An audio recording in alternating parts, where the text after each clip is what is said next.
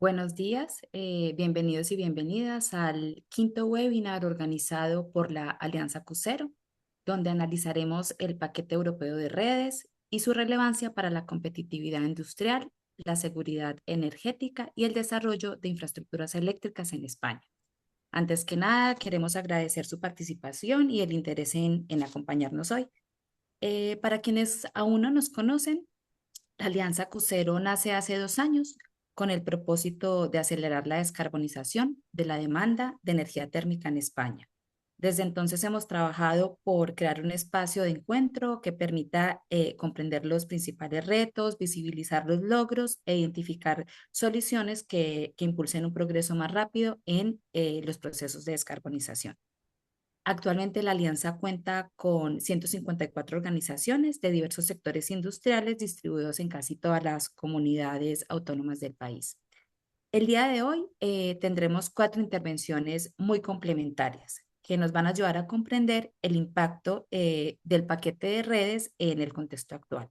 Vamos a iniciar con la intervención de Paula Ceballos Coloma, analista política en Clima, Energía y Medio Ambiente en representación de la Comisión Europea en España, quien nos hará un repaso general de los principales instrumentos y políticas impulsadas por la Comisión Europea en el ámbito de la energía y la competitividad industrial.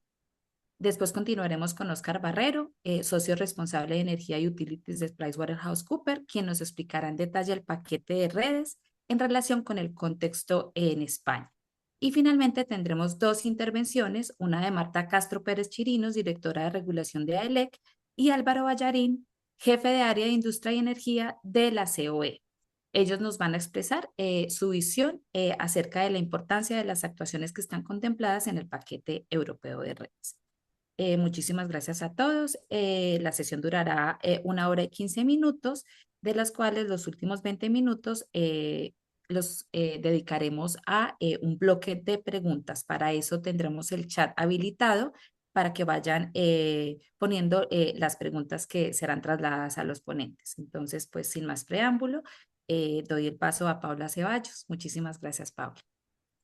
Vale, muchas gracias. Tenía unas slides, no sé si podéis ir poniendo la primera. Bueno, lo primero, muchas gracias por invitarnos, ¿no? Por permitirnos pues hablar de lo que está pasando a nivel europeo con todos los temas de energía y competitividad. Podemos ir a la siguiente slide. Aquí, bueno, la política energética en general en la Unión Europea tiene estos 3 objetivos: sostenibilidad, precios asequibles, seguridad de suministro. En la anterior comisión, del 2019 al 2024, tuvo mucho peso la parte verde, porque también era lo que pedían pues los millones de jóvenes que se echaron a las calles, el 90% de ciudadanos que decían que querían que Europa fuera climáticamente neutra en 2050. Han pasado muchas cosas desde entonces, muchas crisis, está tomando más peso la parte de asequibilidad y de seguridad de suministro, pero afortunadamente, en la Unión Europea no hay realmente un dilema entre todos estos objetivos, ¿no? Los 3 van de la mano y se fortalecen porque no tenemos combustibles fósiles y la única forma de asegurar asequibilidad y seguridad de suministro es mediante nuestras energías soberanas, que son las renovables. Podemos ir a la siguiente slide. Esto es solamente para que veáis, bueno, que efectivamente el foco ha cambiado un poco. Ahora el mantra de la Comisión es competitividad, reindustrialización, eso, garantizar la competitividad de las empresas, pero, muy importante, una competitividad que necesariamente, en el caso de la Unión Europea, es necesario, avanza de la mano de la sostenibilidad. Podemos ir a la siguiente slide. Que se ve muy bien los temas de precios y sostenibilidad, cómo se fortalecen unos a otros, ¿no? Estamos de nuevo en una crisis energética, aunque en nuestro análisis no hay preocupación de seguridad de suministro, sí que lo hay de precios. Y cuando miramos los precios, en concreto los precios de la electricidad, ¿quién está capeando mejor la crisis? Este gráfico son los precios medios del mercado diario ya después del ataque a Irán en los primeros días de este mes, hasta el 18, y vemos claramente que los colores claritos están en el norte, en Suecia, en Finlandia, en países que son casi un 100% de electricidad libre de combustibles fósiles, y también aquí, en el sur, ¿no? En España, España con un 75%, no un 75, más un 78% de mix eléctrico que viene de fuentes limpias, renovables y nuclear, pues los precios son prácticamente la mitad que en el centro de Europa. España bueno, es un modelo a nivel europeo, ¿no? El gas ha reducido su influencia en el precio de la electricidad en un 75% desde el 2019, y es un ejemplo de cómo efectivamente esa apuesta por la transición energética, pues al final lo que nos está trayendo son precios más moderados. Podemos ir a la siguiente slide. Em, los temas, bueno, en cualquier caso decía, no hay una preocupación de seguridad de suministro, sí que lo hay de los precios y cómo pueden afectar. Esto ha centrado las conversaciones de la Comisión Europea y de los líderes europeos en las últimas semanas. La semana pasada, jueves y viernes, hubo una cumbre europea donde se reunieron todos los líderes europeos, centrada en competitividad, pero gran parte, la presidenta envió una carta a los líderes antes de la cumbre y estaba muy enfocada en los precios de la energía y qué podemos hacer para bajarlos, tanto a nivel europeo como a nivel Estado miembro, ¿no? Identificaba cuatro componentes de precio, que son los que conocemos. Por una parte, el coste de la energía. Aquí la discusión sobre el diseño del mercado eléctrico, digamos, está cerrada. Es el mercado marginal es el que asegura un despacho eficiente de las fuentes de energía que tenemos, pero sí que tiene que estar acompañado de herramientas que den a los consumidores y sobre todo a la industria cobertura a largo plazo, sobre todo PPAs. Aquí España también es un ejemplo a nivel europeo, es un tercio del volumen de PPAs firmados el año pasado ocurrió en España. Em, el marco europeo permite ayudas de Estado para compensar el aumento de los costes de energía, pero en cualquier caso, para reducir esta parte de la factura, está claro, lo veíamos en la slide anterior, que necesitamos más renovables y también más demanda electrificada, ¿no? Y para esto es clave pues que haya permitting más rápido, y aquí hay bastantes iniciativas a nivel europeo. Y también, que es de lo que trata el seminario de hoy, más redes, ¿no? En este sentido, a finales del año pasado, en noviembre, la Comisión presentó el paquete de redes que pedimos a los colegisladores que aprueben muy rápido. No me voy a entretener en ello porque lo va a mirar en detalle Óscar, pero dos ideas principales. Cuanto más interconectados están los países, menos vertidos renovables habrá y más bajos serán los precios. Y otra idea muy importante aquí en España, dentro de este paquete, la Comisión Europea identifica una serie de proyectos de infraestructuras que son clave, completamente clave a nivel europeo, que se van a llevar al más alto nivel de discusión política a nivel presidenta, y uno de ellos, o dos de ellos, son las interconexiones transpirenaicas entre España y Francia. Segundo elemento de coste, el coste de la infraestructura, de las redes. El paquete de redes también incide en la necesidad de que los operadores de sistema, de transporte y de distribución, mejoren la productividad de su red mediante innovación. O sea, no siempre hace falta tirar cable, puede haber soluciones más baratas. Y bueno, la Comisión permite a los Estados miembros reducir los peajes de red a los energointensivos. Esto es parte de la solución con la que vino España el viernes pasado. Tercer punto, muy importante, la imposición. La electricidad sigue siendo uno de los bienes con más carga impositiva, lo cual no tiene sentido porque queremos que aumente su consumo. En algunos países la carga impositiva de la electricidad es hasta 15 veces mayor que la del gas natural, lo cual no tiene ni pies ni cabeza, ¿no? Así que la Comisión, pues recomendamos a los Estados miembros que reduzcan la imposición a la electricidad. También estamos viendo que se están adoptando medidas en este sentido.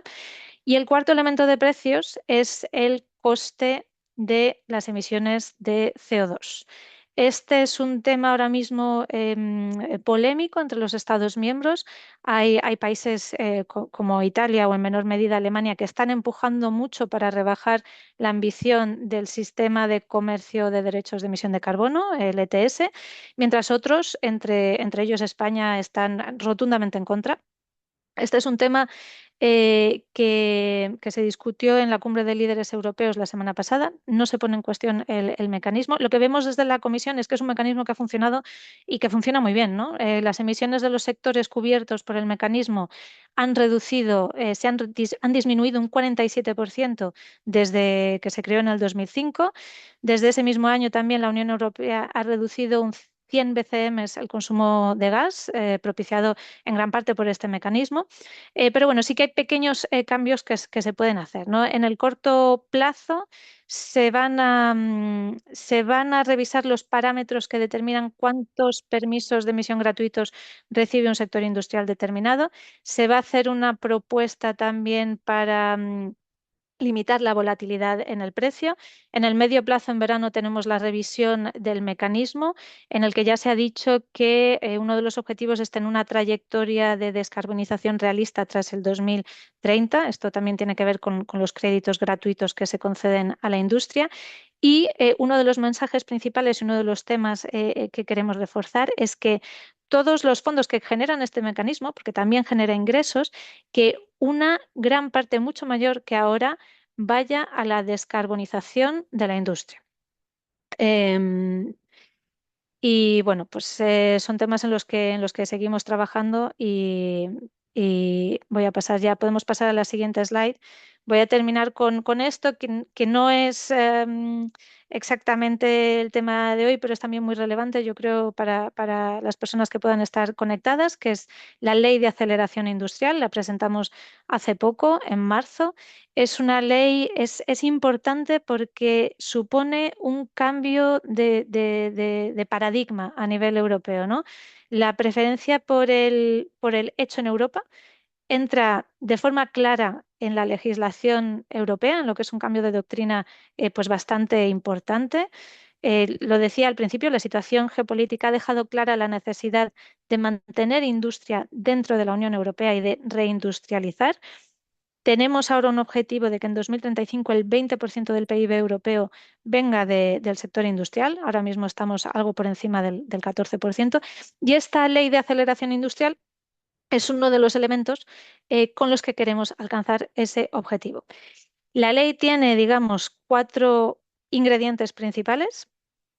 La primera, la idea de que el dinero público de los contribuyentes en una serie de sectores tiene que beneficiar primero a la economía y al empleo europeos, que ese dinero público en forma de compras públicas o de ayuda estatal sirva para comprar productos made in Europe en esos sectores que veis arriba a la izquierda. Em, pero esto no significa que la Unión Europea de pronto se cierra, ¿no? Seguimos siendo uno de los mercados más abiertos del mundo. Nuestros socios de confianza se integrarán, se considerarán Made in Europe si respetan los mecanismos de reciprocidad, es decir, si nuestras empresas europeas pueden participar en sus mercados igual que ellos aquí. Segundo ingrediente tiene que ver con la inversión extranjera directa.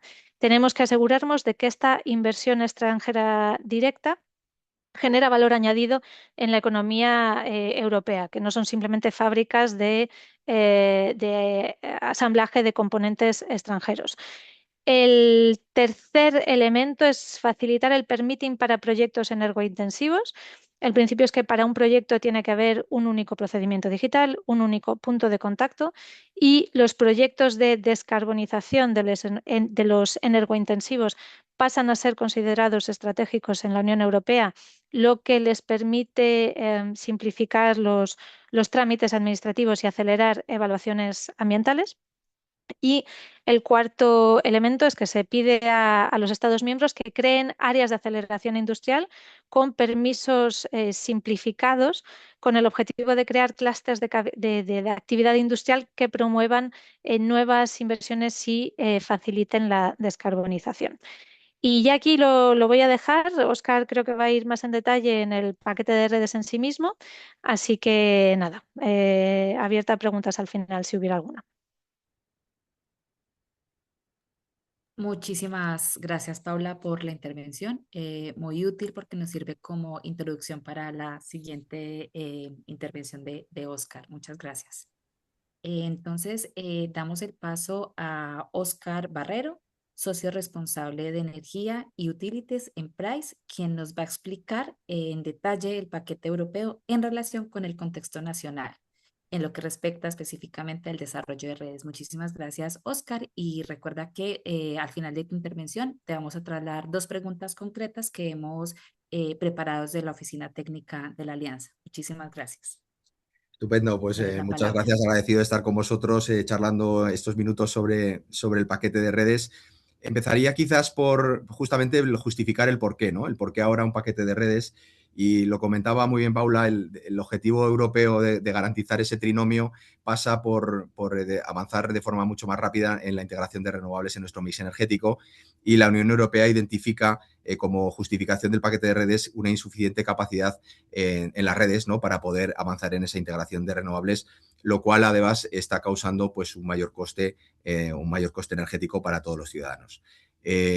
Una parte importante de ese problema es en esa persistencia, en los retrasos significativos que existe en la ejecución tanto de las infraestructuras de redes como también de todos los activos que al final van conectados, incluidas las propias renovables, en un contexto además en el que las peticiones de conexión a la red pues, se incrementan de forma casi exponencial, ya no solamente por el lado de la oferta, sino también por el lado de la demanda, ¿no? En parte también respondiendo pues, a otros de los grandes objetivos europeos que Paula también ha introducido, como son la introducción de nueva demanda industrial o el desarrollo de infraestructuras digitales, ¿no? Por poner algunos ejemplos, ¿no?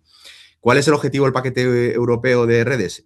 Pues básicamente el ampliar y modernizar estas redes para dar respuesta de forma más rápida, más coherente, más eficiente a esta necesidad de integrar tanto renovables como demanda, y que esto además sea al ritmo adecuado o alineado con los objetivos europeos que nos estamos marcando, ¿no? Que como sabemos son muy ambiciosos y se vienen además incluso intensificados como respuesta a las diferentes crisis que estamos viviendo, ¿no?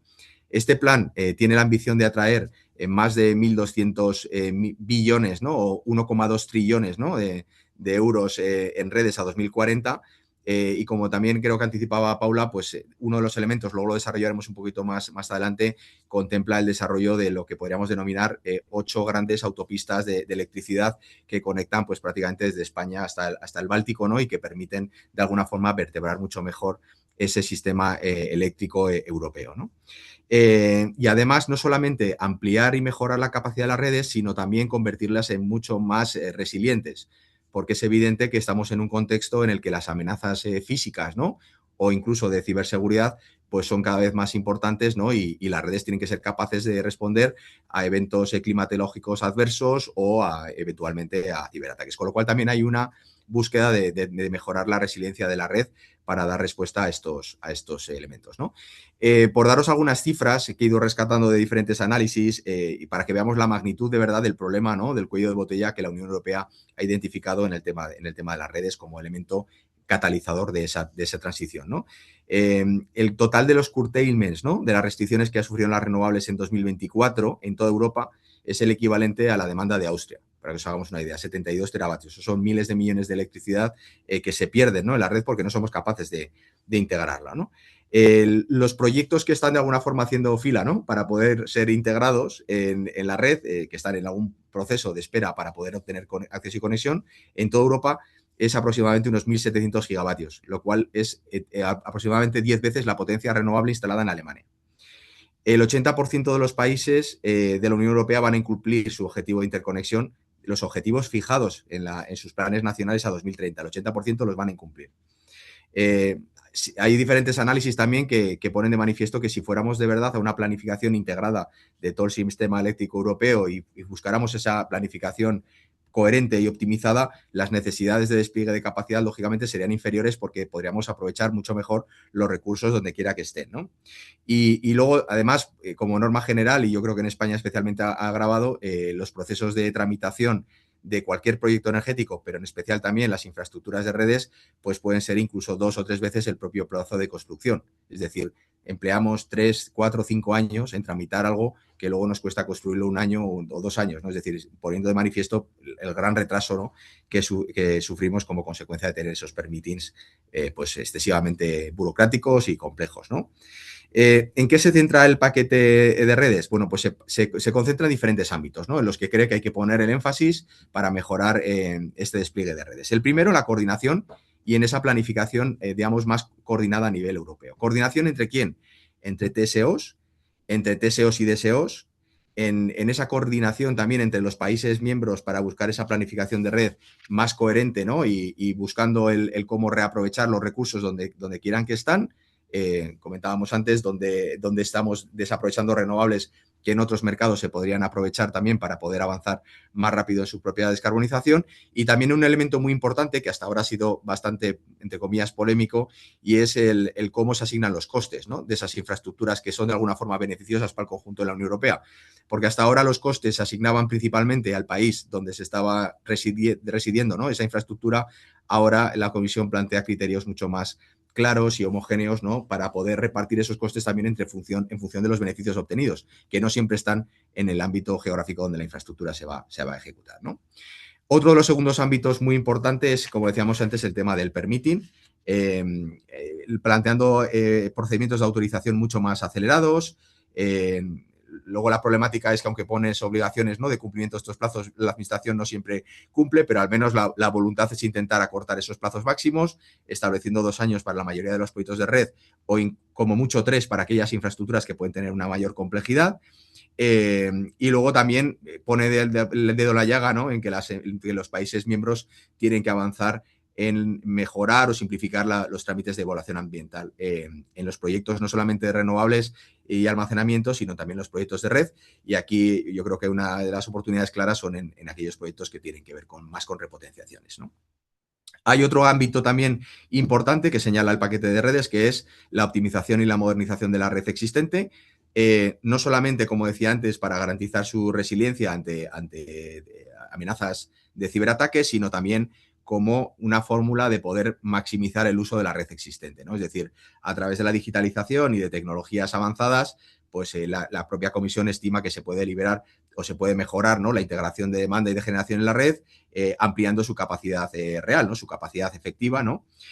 Además de introducir estas herramientas para mejorar la flexibilidad, la automatización y la gestión inteligente, que nos tiene que permitir efectivamente esa gestión de la red mucho más avanzada y mucho más resiliente, ¿no?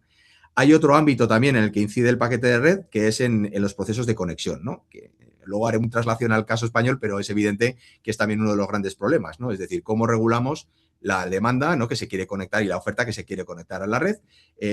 Y aquí lo que introduce es un elemento muy importante que además ha sido recogido de alguna forma en el Real Decreto Ley que se está ahora mismo pendiente de convalidar, ¿no?, de medidas urgentes con motivo de la guerra de Irán, que es el cambiar el criterio, ¿no?, de asignación de capacidad, asignándola al primero que está preparado, ¿no? Respecto a el primero que está preparado es el primero que está atendido respecto a los modelos que teníamos hasta ahora, que era el que primero llegaba, ¿no?, podía reservar la capacidad, o en su caso modelos de subasta de concurrencia competitiva, ¿no? De esta forma, lo que va a establecer o lo que plantea el paquete de redes es que hay una prevalencia, ¿no?, en aquellos proyectos que estén más maduros, es decir, los que están más preparados ya para poder iniciar la construcción, que esos puedan tener una prioridad, ¿no?, respecto a otros proyectos que quizás pidieron la capacidad antes, pero están teniendo periodos de madurez más lentos, ¿no? Y además solicita o establece hitos más claros, ¿no?, para ese desarrollo de proyectos, de tal forma que en el caso de que no vayas cumpliendo con esos hitos, pues puedas, llegado el momento, perder esa capacidad que se había autorizado. Recordemos que el paquete de redes realmente no es un reglamento único, sino es un conjunto de actuaciones, ¿no?, que tocan diferentes directivas, ¿no? La directiva relacionada con las infraestructuras energéticas, el TNE, o la propia Red 3, ¿no?, que sabéis que está ahora mismo en proceso de transposición en España, además de incluir una serie de recomendaciones y comunicaciones que no son de alguna forma vinculantes, ¿no? Pero yo creo que es un buen paquete, ¿no?, una buena guía, ¿no?, de aspectos que a medida que se vayan incorporando las directivas o se incorporen en la legislación nacional a través de los correspondientes cambios normativos, pues creo que serán medidas muy efectivas para poder avanzar en ese desarrollo de redes que, como digo, la Unión Europea ha identificado como uno de los grandes cuellos de botella, ¿no? Unas pinceladas, ¿no?, de cómo trasladamos esto al contexto español. Bueno, yo creo que desde el punto de vista de la oportunidad / necesidad, es evidente que en España estamos en la misma situación, ¿no?, respecto al diagnóstico. En España tenemos un problema creciente, ¿no?, de integración de renovables, con pues más de 8 teravatios de energía vertida en la red en 2025, o más de 800 horas con precios cero negativos el año pasado, con lo cual empezamos a tener ya problemas físicos y económicos de integración en las redes. Tenemos también un problema de interconexión con Francia, como el resto de los países europeos, pero en nuestro caso creo que con mayor incidencia. Como todos conocemos, tenemos además una identificación, ¿no?, de que hay que invertir más en redes, recogida en el propio PNIEC y recogida por el propio Gobierno en el proyecto de Real Decreto para la planificación de redes de transporte y distribución, que prevé ampliar esa inversión en redes de forma muy, muy sustancial. Y además en España pues tenemos además, afortunadamente creo, pues un gran crecimiento en cuanto a peticiones de demanda que se quieren conectar a la red, porque ese contexto de precios, energía renovable competitiva y abundante que tenemos en España, pues ha generado un efecto atractor, ¿no?, a esa nueva industria que queremos atraer en Europa y que está eligiendo España para localizarse, con lo cual estamos sufriendo quizás más que otros países, ¿no?, esa congestión de la red y ese incremento muy significativo de peticiones de la red, ¿no? Desde el punto de vista del contexto normativo, pues simplemente mencionar que tenemos ese Real Decreto Ley, ¿no?, que recoge esas medidas de alguna forma inspiradas, ¿no?, en estas recomendaciones del paquete europeo de redes.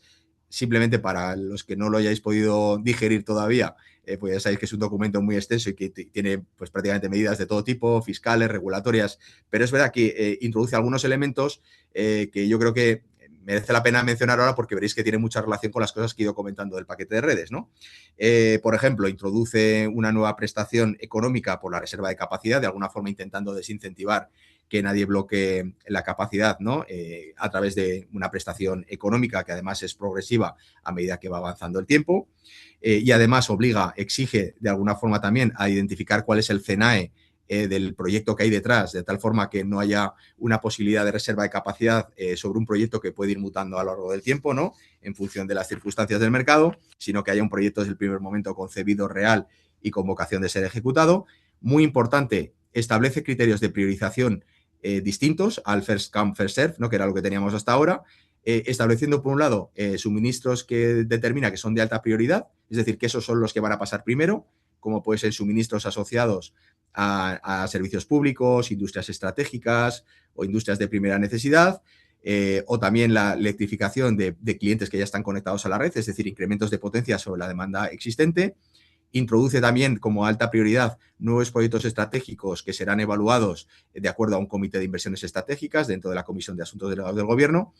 Y por último, establece lógicamente el resto entrarán en función del criterio de madurez, ese criterio de first ready, first serve que había comentado que el paquete europeo estaba demandando, ¿no? Además, introduce el elemento de la demanda flexible de la red como una forma de seguir optimizando la capacidad existente, y establece también hitos intermedios en la caducidad de los accesos, ¿no? Aparte de esa prestación progresiva, ¿no?, que se incentiva a aquellos proyectos que están un poco, digamos, parados, ¿no?, sin avance. Lógicamente, además, tendrán la presión de los hitos que en la medida de que no sean capaces de cumplirlo, pues acabarán perdiendo incluso el acceso concedido, ¿no? Además, también de reformar los concursos de demanda. Con lo cual, al final, como veis, pues afortunadamente este Real Decreto ya recoge algunas de estas cuestiones, ¿no?, sobre las que el paquete europeo incide. No obstante, lógicamente, pues seguirá quedando pendiente más reformas. Tenemos pendiente aprobar, recordemos, el proyecto del proyecto de Real Decreto para esa planificación, ¿no?, de inversiones de transporte y distribución, entre las cuales, entre otras cosas, un elemento muy importante, se recoge esa digamos, reevaluación, esa ampliación, ¿no?, del límite de inversiones que hoy topa las inversiones a efectuar por parte de compañías transportistas y distribuidoras, y eso es un elemento fundamental, porque si no se produce esa elevación del límite, no somos capaces de invertir en ampliar la capacidad de las redes al nivel, digamos, que exige, ¿no?, el nuevo contexto que he descrito. Y básicamente, pues yo como exposición inicial, más o menos esto es lo que había preparado, y Luisa, estoy a tu disposición para las preguntas que correspondan. Vale, bueno, muchísimas gracias, Oscar. hemos preparado dos preguntas desde la oficina técnica de la Alianza que nos parece relevante para profundizar un poco más. Te voy a hacer la primera pregunta. La planificación de la red de transporte, actualmente en proceso de aprobación, constituye uno de los principales instrumentos que determinará el despliegue de la red en España. ¿Qué elementos deberíamos contemplar para favorecer la competitividad industrial y de qué manera podría influir el paquete de redes en su ejecución? Dejemos hasta ahí y seguimos después con la segunda pregunta. Perfecto. Bueno, yo creo que la planificación eléctrica española es un elemento fundamental, ¿no? Troncal, ¿no? Que marca, ¿no? No solamente el grado de ambición, sino que acaba vertebrando, ¿no? El cómo se van a canalizar todas las inversiones para los próximos años. Por lo tanto, efectivamente es un elemento fundamental porque primero determina ya de por sí cuál es el volumen de inversiones que tenemos que ejecutar, pero también en qué se va a invertir, ¿vale? Y no solamente a nivel de transporte, sino también incluso a nivel de distribución, porque hay muchas inversiones en la red de distribución que están condicionadas por las actuaciones que se van a aprobar en la red de transporte, ¿no? Elementos importantes que recoge la nueva planificación, como sabéis, que está, digamos, ahora mismo en proceso de tramitación o de aprobación tras la consulta pública que tuvimos hace unos meses. Bueno, pues primero que recoge de forma muy sustancial, ¿no? Un incremento de las necesidades de demanda. Es decir, yo creo que quizás en el pasado la planificación del transporte ha estado muy guiada, ¿no? por esa integración de renovables. Lógicamente, en este nuevo contexto, la planificación lo que sí que recoge es la necesidad de atender de forma mucho más importante, ¿no? La nueva demanda. Nueva demanda que corresponde a demanda industrial, aproximadamente 9 gigavatios, pero también la nueva demanda asociada al desarrollo de la vivienda, que sabemos que es uno de los proyectos más también estructurales en España, para seguir avanzando en la electrificación ferroviaria, para la electrificación de los puertos, que tienen objetivos vinculantes en 2030, pero también para la producción de hidrógeno verde e incluso los centros de datos, que es un elemento nuevo, vamos a decirlo así, en nuestra planificación y que también recoge como una necesidad, ¿no? de desarrollo de una infraestructura digital crítica para España y que prevé pues casi 3,8 teravatios en esta planificación. Decíamos además, como decía, que la planificación, o mejor dicho, me voy un poquito para atrás, que el paquete de redes hablaba de la necesidad de tener una planificación mucho más coordinada, ¿no? Coordinada entre los agentes, ¿no? Entre los TSOs, pero también entre agentes transportistas y distribuidores, ¿no? Yo creo que también la planificación está poniendo de manifiesto, ¿no? que sigue habiendo, lógicamente, ámbito de mejora, ¿no? en ese ejercicio de coordinación. Lo estamos viendo, ¿no? A la luz de alguna forma de las quejas, ¿no? que están pudiendo haber en la medida en la que quizás hay muchas más actuaciones contempladas, ¿no? Por ejemplo, para demanda que se atiende directamente desde transporte y quizás pues, no se ha atendido suficientemente las necesidades de refuerzo de la red de distribución para atender las demandas, ¿no? que se va a conectar aguas abajo, por poner un ejemplo. Otro ejemplo, y esto no tiene tanto que ver con la planificación estrictamente hablando, pero sí que tiene que ver con las necesidades de coordinación, pues también hemos vivido en los últimos meses, ¿no? Pues todo el conflicto, entre comillas, generado alrededor de la capacidad disponible en los nudos, ¿no? Que como sabéis, pues también como consecuencia de la entrada de unos nuevos criterios, ¿no? de seguridad, pues se está haciendo una reevaluación de cuál es la potencia disponible en los nodos de transporte. Y ahí pues no ha habido un acuerdo, ¿no? de forma mayoritaria por un amplio porcentaje de esos nudos en cuanto a cuál es la capacidad disponible, ¿no? teniendo en cuenta pues, la que se había otorgado directamente en transporte más la que se había podido otorgar a nivel de distribución y ahora pues con este nuevo criterio no salen las cuentas, ¿no? y por lo tanto pues pone de manifiesto pues, la necesidad de seguir avanzando en esas necesidades de coordinación. Yo quiero ver el vaso medio lleno, es decir, yo creo que lógicamente estamos en un contexto nuevo en el que claramente necesitamos ser mucho más ágiles y mucho más ambiciosos en el despliegue de redes. Está claro también que las necesidades de coordinación son más necesarias ahora que nunca, no solamente por buscar ese modelo eficiente, ¿no? y coordinado entre todos los agentes, sino también porque estamos dando respuesta a nuevas necesidades de demanda, ¿no? que hasta ahora no habíamos vivido. Es decir, tenemos consumidores que piden solicitudes de potencia del orden de cientos megavatios, ¿no? Que lógicamente pues no es un tipo de demanda hasta el que hasta ahora nos hayamos visto, enfrentados, ¿no? Pero lógicamente hay que verlo como una oportunidad de si somos capaces de hacer bien los deberes, ¿no? y ponemos mecanismos de coordinación o incluso regulatorios que faciliten la entrada de toda esa demanda, pues tenemos que ser conscientes que lo que hay detrás es una verdadera oportunidad industrial de generación de riqueza, ¿no? y de generación de empleo porque afortunadamente España, dentro del contexto europeo que comentaba Paula al principio, pues es uno de los países ahora mismo con mayor atractivo para localizar todas esas inversiones, ¿no? No solo en la producción de energía, que puede ir a otras geografías dentro del ámbito europeo, sino también para atraer demanda y atraer industria. Vale, Vale, pues pues muchísimas muchísimas gracias, gracias, Oscar. Oscar. Continuamos con Continuamos. la segunda pregunta y aquí finalizamos este bloque. Entonces, la segunda pregunta es, ¿cómo se puede compatibilizar el desarrollo de estas infraestructuras con el mantenimiento de unos costes energéticos competitivos para la industria? Ujú. También la tienen en el chat. Estupendo. Bueno, a ver, lo primero que yo creo que hay que poner claramente es que la industria lo que necesita es energía competitiva, energía segura, muy importante, y esto lo hemos visto, ¿no? Con motivo, no me voy a extender, ¿no? Pero con todos los shocks que hemos vivido en los últimos años, climatológicos, bélicos, de todo tipo, apagones, está claro que la industria lo que quiere es energía competitiva, pero segura y además sostenible. Y además sostenible no solamente, como decía Paula, por una cuestión de voluntad de contribución al cambio climático, sino porque la sostenibilidad también nos ayuda a tener unos costes energéticos competitivos en el largo plazo. Es decir, porque mientras dependamos de fuentes fósiles, pues dependeremos de los devenires, ¿no? de otros países o de un contexto geopolítico cada vez más incierto. Con lo cual, para eso, lógicamente, las infraestructuras son absolutamente necesarias, porque tenemos que ser capaces no solamente de integrar cada vez más fuentes renovables, sino de ser capaces de llevar esa energía renovable de una forma fiable y segura al consumidor final, ¿no? Y esto además, afortunadamente, teniendo en cuenta que los costes de las infraestructuras dentro de la factura energética, pues son, con diferencia, la parte más pequeña dentro de la factura energética. Es decir, estamos hablando, digamos, de un porcentaje muy menor, tanto para un consumidor doméstico, pero especialmente también para un consumidor industrial. Y además, especialmente, yo diría, el electrointensivo, que como sabéis, habitualmente, a través de ciertos paquetes de apoyo, ¿no? Como puede ser las medidas contempladas en el Estatuto Electrointensivo, y ahora también refrendadas dentro del Real Decreto Ley que mencionaba antes, que está pendiente de convalidación, pues tienen además una exención importante sobre los peajes y cargos que pagan esa industria electrointensiva. Con lo cual, las infraestructuras son absolutamente necesarias para garantizar ese suministro fiable en la industria y además no suponen un coste, una carga para el consumidor final. Es decir, tenemos unas infraestructuras muy competitivas, yo diría que además especialmente competitivas en España, donde los peajes digamos, del transporte y distribución para una industria electrointensiva probablemente estarán dentro de los más bajos de todo el contexto europeo. Con lo cual, en un escenario en el que estamos diciendo que hay que invertir más, ¿no? La industria no lo tiene que ver como un escenario, digamos, de que le genere cierta inquietud, ¿no? Porque alguien puede pensar, oye, ¿y todas esas infraestructuras quién las va a pagar?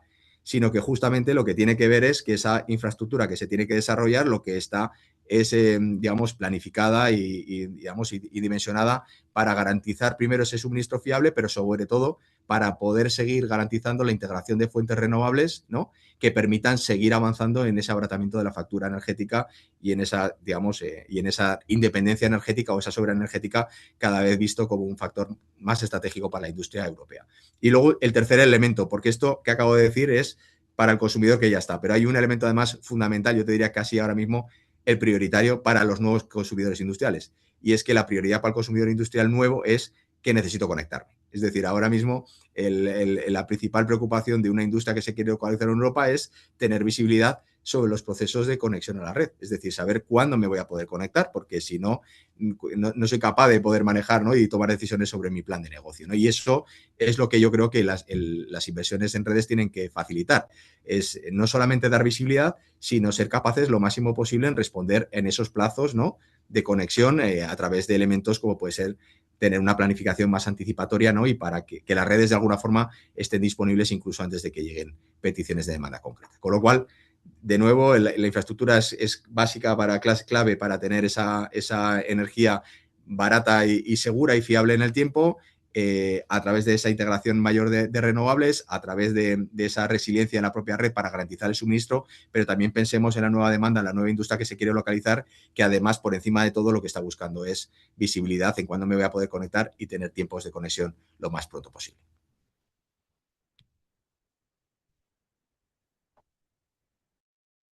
Pues muchísimas gracias, Oscar. Ya tenemos tiempo de retomar el tema en el bloque de preguntas. Muchas gracias. Continuamos entonces con la intervención de Marta Castro Pérez Chirinos, directora de regulación de AELEC, quien nos va a dar la visión sobre las medidas contempladas en el paquete de redes. Muchísimas gracias, Marta. Hola, buenos días a todos. ¿Qué tal? Muchísimas gracias por contar con la Asociación Española de Empresas de Energía Eléctrica. Como bien saben, nosotros representamos más del 80% de la actividad de distribución eléctrica en este país y prácticamente más del 45% de la producción eléctrica por la parte de generación. A ver, yo me vais a disculpar, pero yo creo que entre las dos intervenciones anteriores creo que ha quedado muy claro y la verdad que ha sido muy bien enfocado y contado el contenido propiamente dicho del paquete de redes, ¿no? Nosotros siempre hemos valorado muy positivamente el paquete de redes en tanto en cuanto, digamos, se enfocaba que la transición energética no era solo el desarrollo y la potenciación de las energías renovables, sino que además esa energía había que vehicularla, transportarla, distribuirla. El hecho de que pusieran las redes en el centro de esa transición energética era una manera de responder a la identificación de un cuello de botella que ya se venía, obviamente, identificando en el pasado. Un cuello de botella que venía sobre todo inducido por tres variables, ¿no? La primera, planificación, la segunda en temas de permitting y la tercera en problemas de acceso y conexión. Em, por lo tanto, valoramos muy positivamente todas las medidas y, como bien ha explicado Óscar, todas las actuaciones que se han ido recogiendo en el paquete de redes. A mí me gustaría, por ir aportando algo nuevo al debate, poner de manifiesto que, si bien es cierto, el paquete de redes se basa en dos pilares fundamentales, obviamente en el cambio de la asignación de la capacidad, es algo muy novedoso y era muy novedoso hace unos meses. Este viernes ha sido más novedoso en el caso español, como bien también ha indicado Óscar, el cambio y la priorización en el acceso a la red, disculpad, de aquellos, digamos, de aquellos proyectos que están más maduros frente a una cronología, ha fomentado obviamente un cambio radical. Que obviamente identificamos como un paso más hacia la electrificación. Ese cambio de first come, first serve al first ready, first serve es una pieza clave y que, como decimos, le damos también un aspecto positivo con respecto al paquete de redes. Y el segundo, creo, por también avanzar, y algo que creo que es todavía una asignatura pendiente en la regulación española y en cierta manera en la regulación europea, es el tema de las inversiones anticipadas. El poder tener, digamos, una red preparada para cuando el consumidor la necesita es algo fundamental.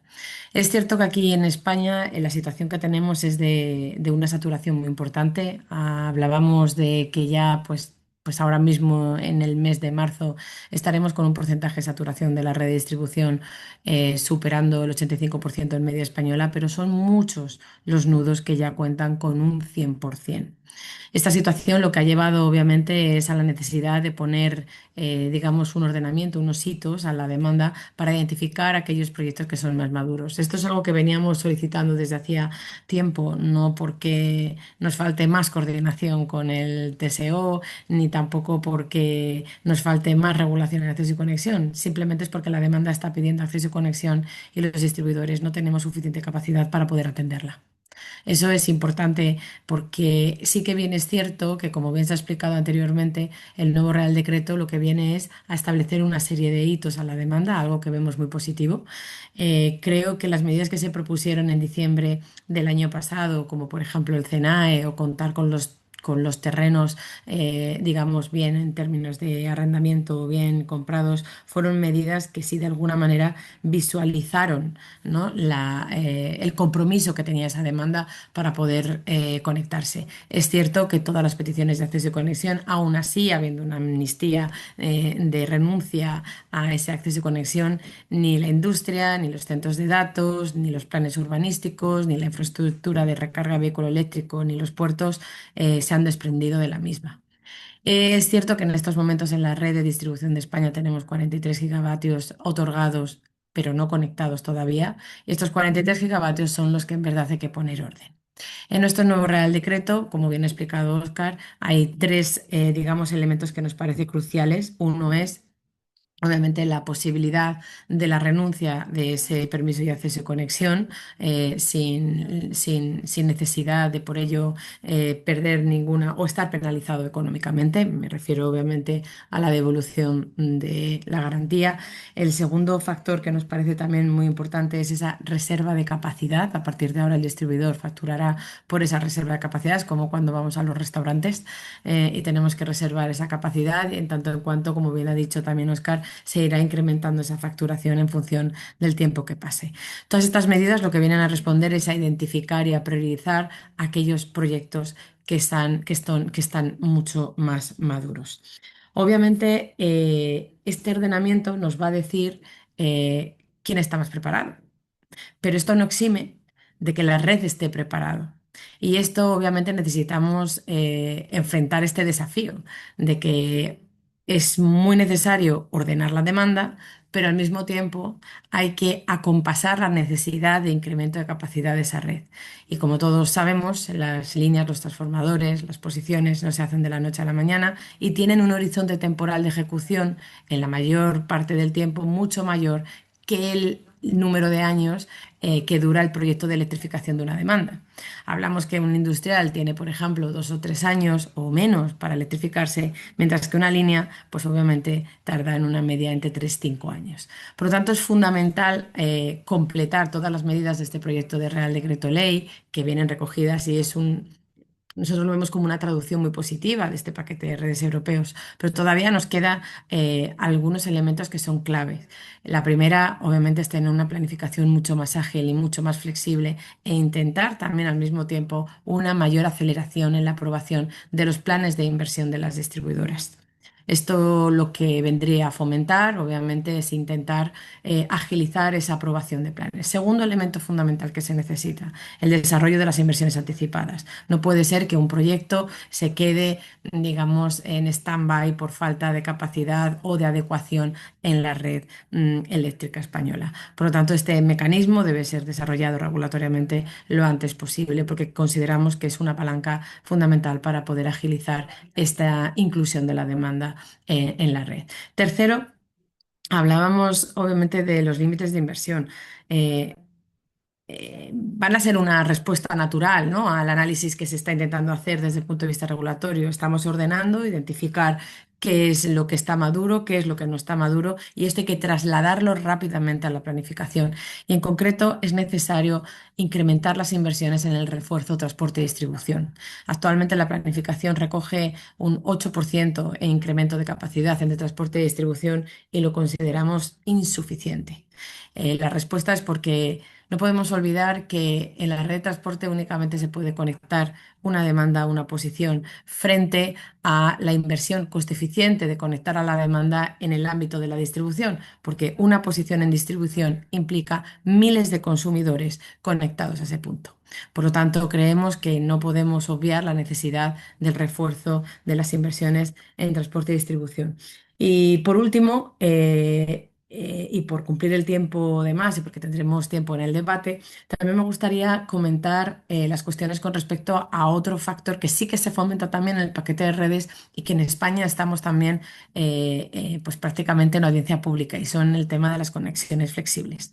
Las conexiones flexibles vienen a jugar un papel muy relevante, sobre todo para la infraestructura del almacenamiento, que como bien ha quedado claro también en el Real Decreto Ley 7, el almacenamiento es una infraestructura que no requiere capacidad firme, sino que requiere capacidad flexible. Obviamente, la capacidad flexible viene a responder a unas necesidades muy puntuales, como te digo, de cierta demanda. Obviamente hay también algunos industriales que pueden tener una respuesta rápida de acceso y conexión, y por eso nosotros consideramos que las conexiones flexibles es una herramienta para conectar rápidamente a la demanda en tanto en cuanto se hace el refuerzo y las inversiones suficientes para adecuar la red. Y por último, ni qué decir, hablábamos mucho de redes inteligentes. Hasta ahora los modelos retributivos que hemos tenido en España no han incentivado de manera, digamos, para responder a la necesidad que se necesitan las redes, que son las inversiones en digitalización, y es fundamental. La inversión en digitalización responde al final en tener unas redes mucho más resilientes, en garantizar una mejor observabilidad de la red y por ende tener mayor fiabilidad. Y todo esto en definitiva redunda en una mayor seguridad de suministro. Así que bueno, esto ha sido un poco mi intervención. Seguramente en el panel de respuestas podremos hablar. Gracias. Muchísimas gracias, Marta, por aportar nuevos elementos a la discusión. Damos el paso a Álvaro Vallari, es el jefe de área de Industria y Energía de la COE. También tendrá 5 minutos y al finalizar su intervención abriremos el bloque de preguntas. Muchísimas gracias, Álvaro. Tienes la palabra. Pues muchísimas gracias, Luisa, y muchísimas gracias a la Alianza Crucero por contar con nosotros, por contar con COE en este debate. Y bueno, también un placer poder compartir, poder participar conjuntamente con Paula Ceballos, con Óscar Barrero, que de hecho lo hemos tenido en COE justamente para hablar de redes, y con Marta Castro, que bueno, representando a ELEC, pues uno de nuestros asociados, pues trabajamos estrechamente en todos estos temas. Nuestra valoración del paquete de redes también es positiva.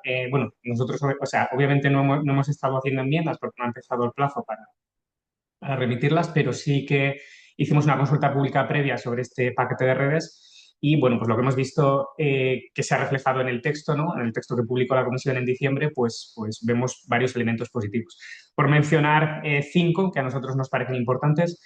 Bueno, ya lo mencionaba Óscar, ¿no? Pero el tema del enfoque paneuropeo, que quizás es uno de los elementos centrales de este paquete de redes, ¿no? Nosotros en COE siempre abogamos por la eficiencia en el gasto, lo pedimos a nivel nacional, no queremos duplicar infraestructuras o sobredimensionar infraestructuras.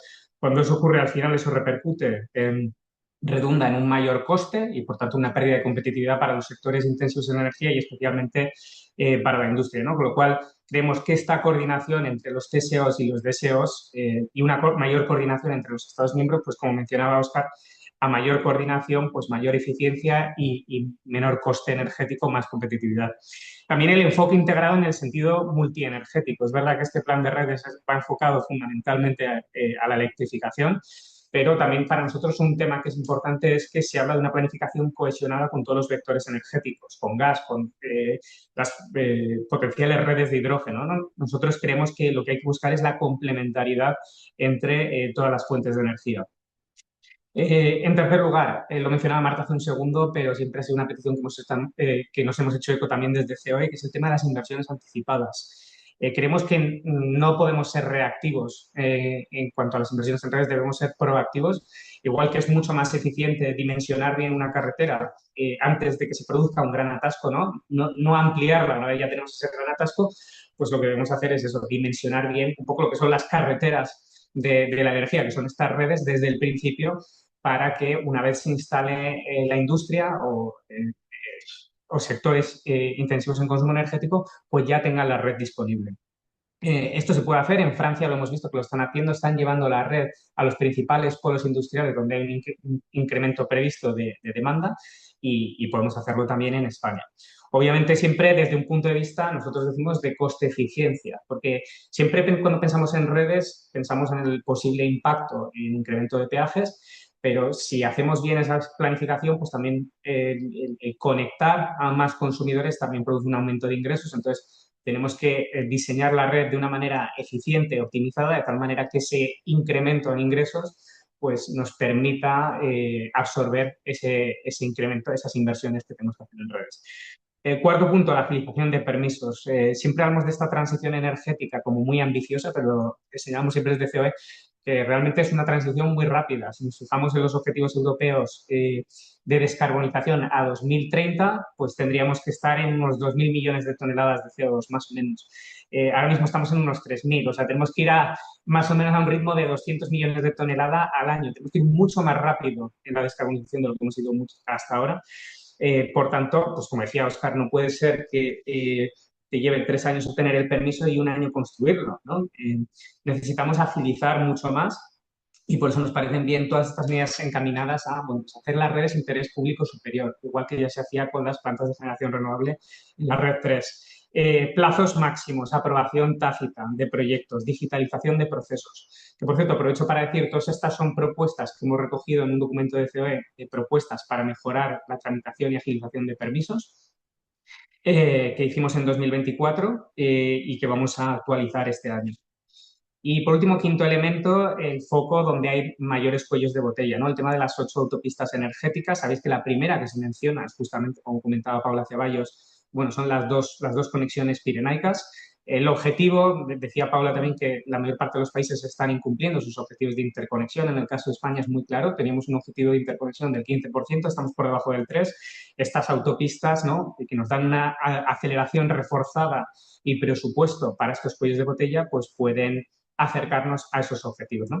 Y por último, una última reflexión, simplemente señalar, desde COE nosotros representamos a toda la cadena de valor, desde los productores hasta la parte del consumidor, y en COE, obviamente, los posicionamientos que hacemos, pues siempre son un reto, ¿no? Porque tenemos que consensuar muchas visiones diferentes, pero siempre digo que es un reto y es una oportunidad, porque cuando consigues consensuar a todos, pues vas con mucha más fuerza, ¿no? Y en este tema de las redes, pues es un tema en el cual tenemos un apoyo transversal en la importancia de reforzar las redes. Y esto es algo que creemos que se debe hacer a nivel europeo, lo hemos impulsado desde Business Europe, pero especialmente en España, que contamos con unas ventajas competitivas en producción de energías limpias, en electricidad renovable, también en gases renovables, pues creemos que es fundamental conseguir que esta energía competitiva llegue hasta la industria. Hasta ahora lo que hemos estado viendo es un incremento de producción y en cambio el consumo está estancado, ¿no? Y lo interesante de esta transición no es producir, es consumir, es conseguir descarbonizar y hacer competitivos todos los usos finales de la energía. Así que, bueno, bien gestionado puede ser una palanca de competitividad y reindustrialización. Si no lo hacemos, pues no aprovecharemos la oportunidad nosotros y la aprovecharán otros. Y nada más, muchas gracias por mi parte. Vale, muchísimas gracias Álvaro. Entonces ahora damos el paso al bloque de preguntas. Invitamos a los tres ponentes a unirse al panel para empezar a responder las preguntas de los asistentes. Eh, Estamos revisando las preguntas y vamos a hacer, digamos, vamos a empezar a responder las preguntas que hay en el chat, que tenemos 4 preguntas de una misma persona, pero vamos a ir intercalando con otras preguntas que nos habían enviado. Entonces, voy a leer la pregunta y el que quiera responder y también se pueden interpelar entre sí. Entonces, la primera pregunta es...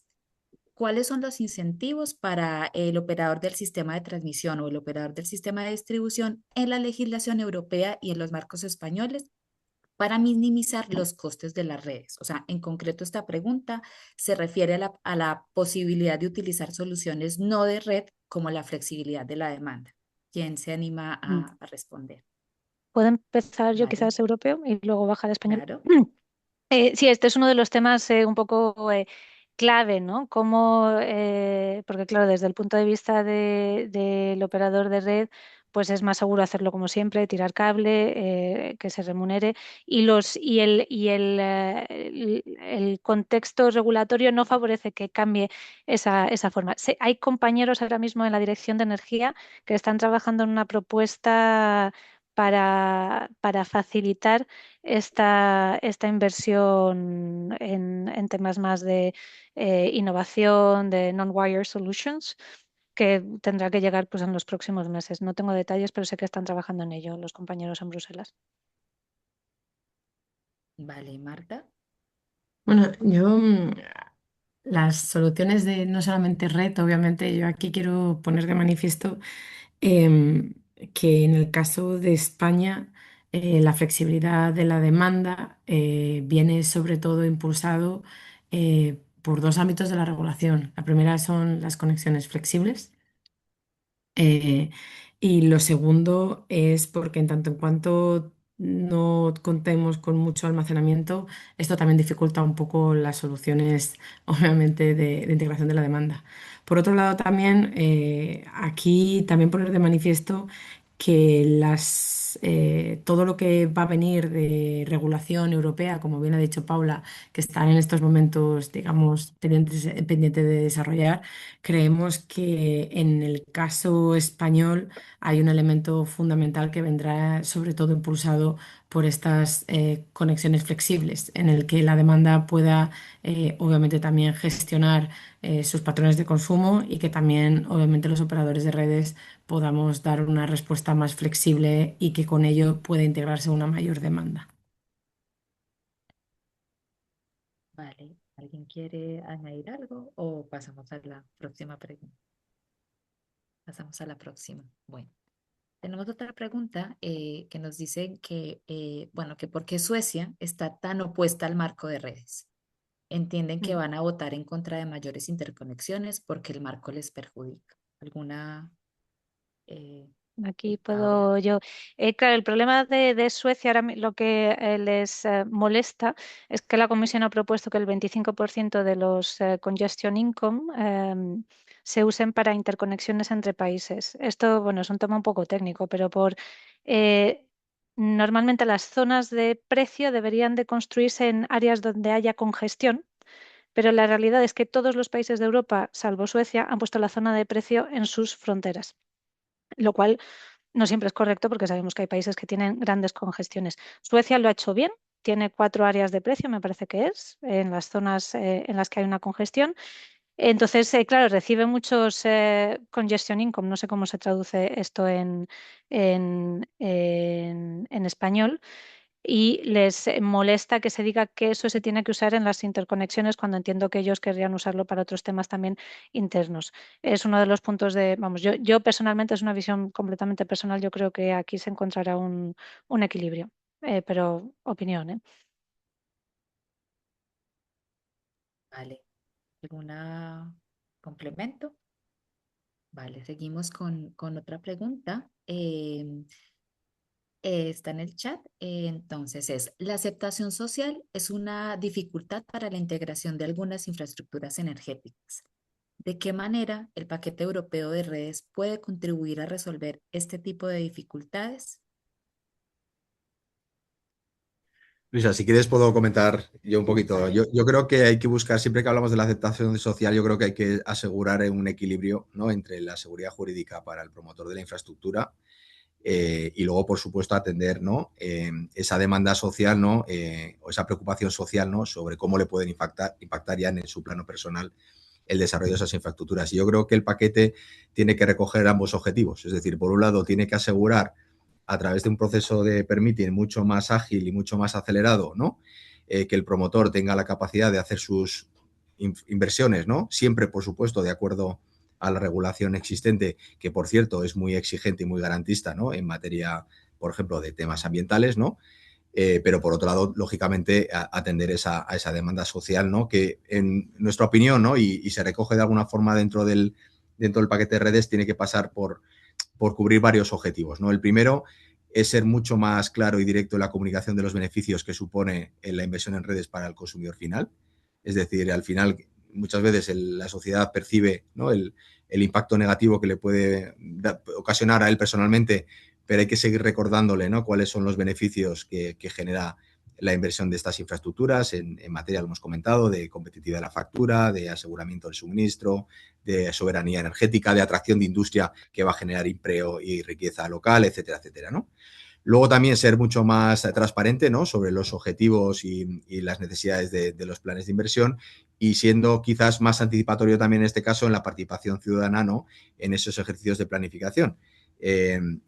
De tal forma que desde el primer momento, ¿no?, pues la sociedad sea consciente, ¿no?, de que primero por qué se hace, cuáles son los objetivos, qué tipo de infraestructuras se van a hacer y cómo le van a afectar, ¿no? Y asegurándole en todo momento que, lógicamente, como no podría ser de otra forma, las infraestructuras se van a hacer de acuerdo a una regulación que es muy exigente, ¿no?, en términos de cómo se cuida y cómo de alguna forma se salvaguarda, ¿no?, los impactos ambientales, digamos, o en el entorno local. vale, muchísimas gracias. ¿Alguien quiere complementar?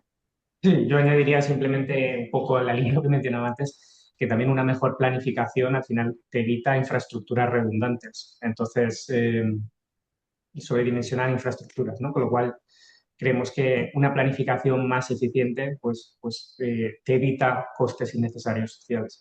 También, luego, por otra parte, está todo este mecanismo del cost sharing que se haga en función de los beneficiarios, de tal manera que no toda la carga caiga sobre los países donde se ejecutan las infraestructuras, como comentaba Óscar. Entonces, en ese sentido también, eso también puede ayudar con la aceptación social. Si, digamos que si se percibe que esa carga se reparte de manera más justa.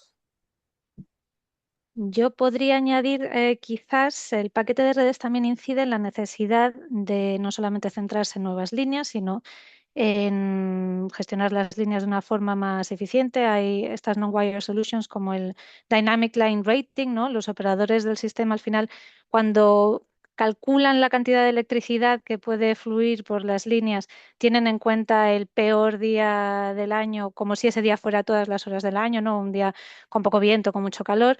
Y hay técnicas que no tienen casi coste y que no implican construir nuevas líneas que pueden aumentar la capacidad, o sea, el uso que se hace de esa línea. Y esto es un tema que toca un poco el paquete de redes. Se recomienda que se implementen este tipo de soluciones. Estas soluciones, yo por si os parece, pues también por completar, esta tipología de soluciones son las conexiones flexibles. Aunque también no podemos olvidar que las conexiones flexibles, incluso para dar conexiones flexibles, se necesita invertir, porque para poder tener obviamente esa posibilidad de operar en tiempo real, al menos por parte del distribuidor, sí que se necesita obviamente inversiones en digitalización, inversiones en I+D+I y sobre todo en tener una regulación que dote de seguridad jurídica también al distribuidor. Porque es cierto que muchos consumidores, como antes he dicho, alguna industria, alguna, y sobre todo el almacenamiento, en la que se puede, digamos, de amoldar a ciertos perfiles distintos y que requieren con ello una mayor flexibilidad de la red, en estas soluciones que bien decía Paula, se necesita de alguna manera el poder, por ejemplo, tener la potestad por parte del distribuidor de poder interrumpir en un momento el suministro, porque a estas conexiones flexibles no se les va a exigir, obviamente, los mismos condicionamientos de seguridad en N o en N-1, o sea, me refiero desde el punto de vista regulatorio, como aquel consumidor que sí que solicite una potencia firme. Por lo tanto, todo esto obviamente requiere no solamente una adaptación regulatoria, también se necesita una adaptación económica y también que garantice la seguridad jurídica tanto por el lado de la demanda como por el lado del operador.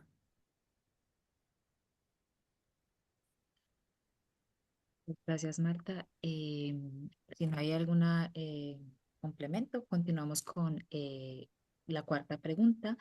Es esta. ¿El modo de operación reforzado establecido desde el cero energético supone un coste relevante para el sistema eléctrico? ¿Qué impacto tiene sobre la competitividad de los consumidores industriales? ¿Podría contribuir esta nueva regulación a mitigar su impacto y necesidad? Pues Luisa, pues por quizás porque probablemente nos toque más responder a nosotros esta cuestión. Adelante. Efectivamente, la operación reforzada ya era un coste por sí importante para los consumidores. Con el conflicto de la guerra de Irán, pues esta operación reforzada, al ser exclusivamente, por decirlo de alguna manera, gasto de gas, se ha visto incrementada y las últimas actualizaciones que tenemos, pues prácticamente hemos pasado de 1.100 millones a 1.700. El impacto, obviamente, por ejemplo, en sectores tan estratégicos como pueden ser los consumidores industriales, pues ha supuesto un incremento cerca de 10 euros megavatio hora. Es un coste nada despreciable. Por lo tanto, sí que vemos necesario que cuanto antes se revise la operación reforzada como el incremento de los costes que estamos teniendo en los mercados de operación del sistema eléctrico. Es cierto que el último Real Decreto Ley no vemos una solución a la operación reforzada como tal. Es verdad que han habido apoyo a medidas fiscales. Esas medidas fiscales vienen más por la eliminación del 7% de manera transitoria, que obviamente todas estas cuestiones deberían de ser mantenidas de forma estructural en el tiempo.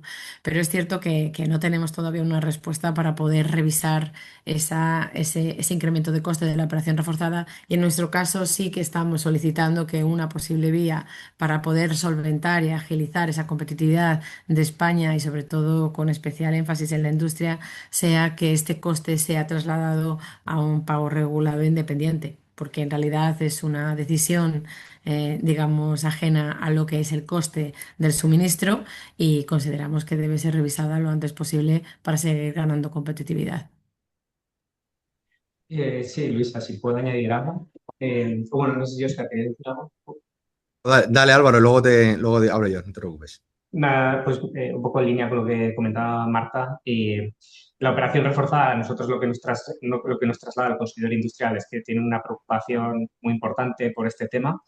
Nosotros ahora, de hecho, estamos elaborando un documento en COE sobre propuestas para tener medidas estructurales para precios de la energía más competitivos.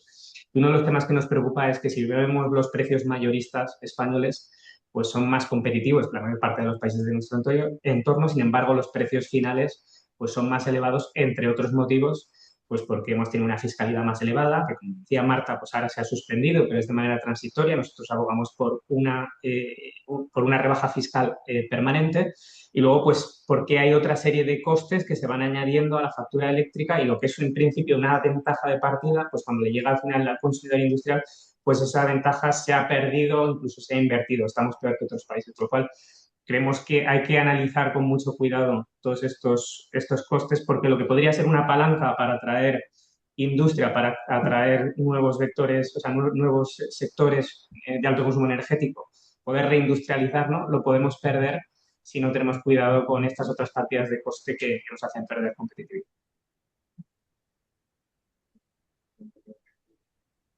Perfecto, pues si me permites, simplemente por complementar, ¿no? La operación reforzada, que al final es el incremento, ¿no?, de los costes de restricciones, especialmente por control de tensión, que hemos experimentado desde el apagón y agravado, como decía Marta, por el incremento del coste del gas, porque gran parte de esos servicios se están prestando con ciclos combinados. Para mí tiene 3 puntos, ¿no?, yo creo, claros digamos, de análisis y de búsqueda de soluciones. La primera es de lo que estamos hablando hoy.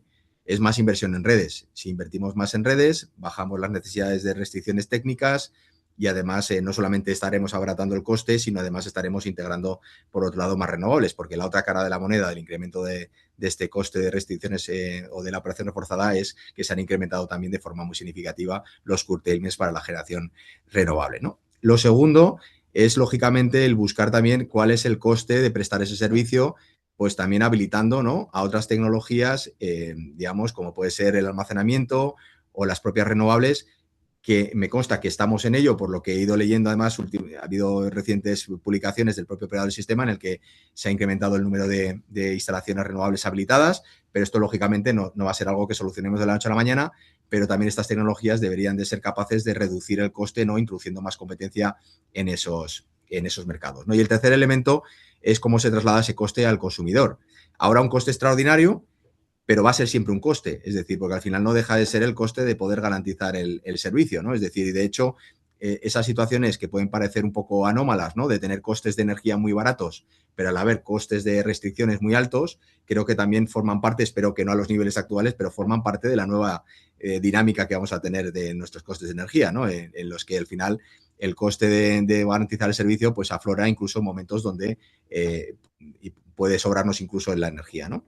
Y eso es un poco donde ahora mismo también está el tercer punto de debate, ¿no? Si eso es un sobrecoste de la compra de energía que hoy incorporan los comercializadores a la hora de suministrar a los clientes finales, que está generando muchos problemas porque no es un coste que se pueda de alguna forma gestionar o cubrir y, por lo tanto, pues puede incluso desincentivar al consumidor final a la hora de firmar precios fijos. Por cierto, una cosa que va en contraria dirección, ¿no?, de cuáles han sido las recomendaciones, ¿no?, digamos, lo que plantea Europa en cuanto a lo que tiene que ser la evolución del mercado, o, como anticipaba Marta, pues llevarlo a los costes regulados, ¿no?, como un componente más dentro de los peajes o de los cargos, pero es un coste regulado de tal forma que al menos pues no genere una distorsión a la hora de trasladarlo al coste final para el consumidor y genere un problema, ¿no?, en la gestión de riesgos para las comercializadoras.